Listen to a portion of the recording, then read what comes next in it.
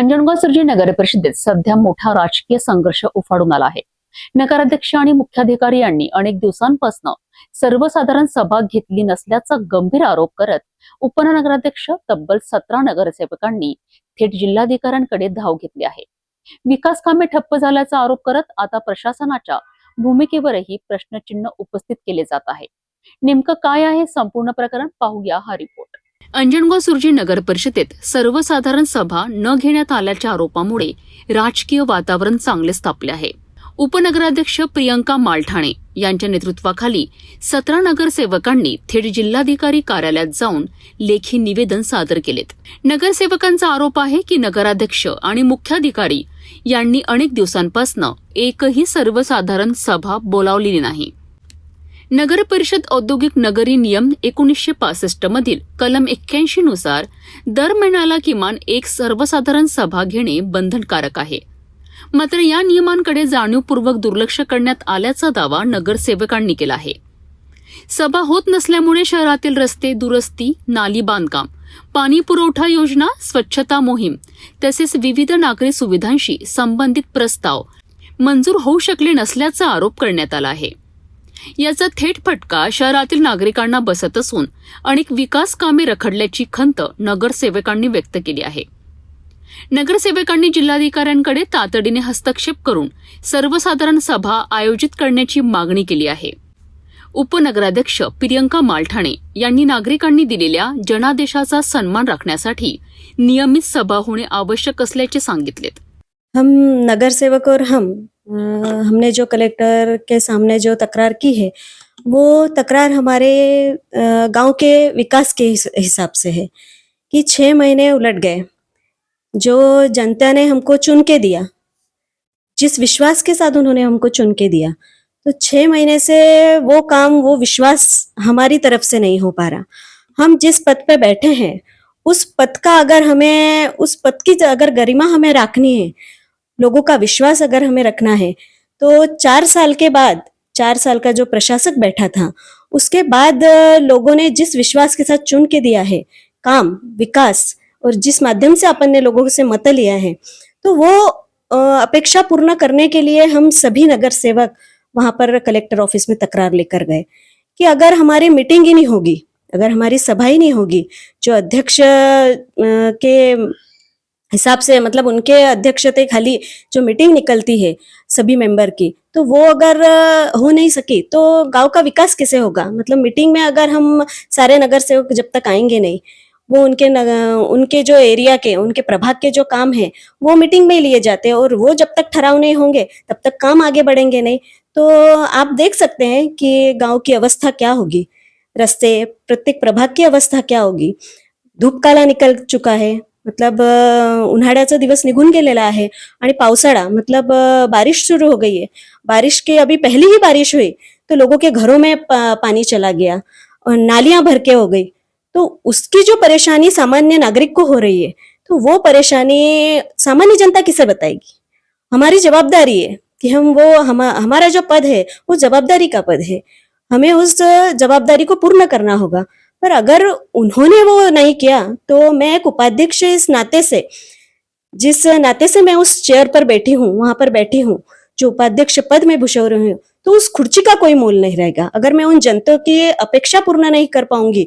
या गांव के लोग जब हम जाते हैं तो बोलते हैं ना कि 6 महीने से कुछ भी नहीं, नाली नहीं, रास्ते नहीं, तो अगर उन्होंने नहीं सुना तो वो मुझे तो बताएंगे ना। इसलिए हम उसी हिसाब से सभी नगर सेवकों ने जब ये सब बताया मुझे कि अध्यक्ष साहब ने ऐसा ऐसा नहीं किया, तो आप हमारी बात का थोड़ा सा दखल लीजिए।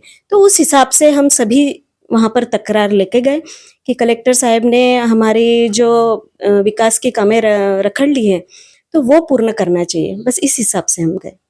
जाणीवपूर्वक सभा टाळून विकास कामांना खीळ घातली जात असल्याचा आरोपही त्यांनी केलाय।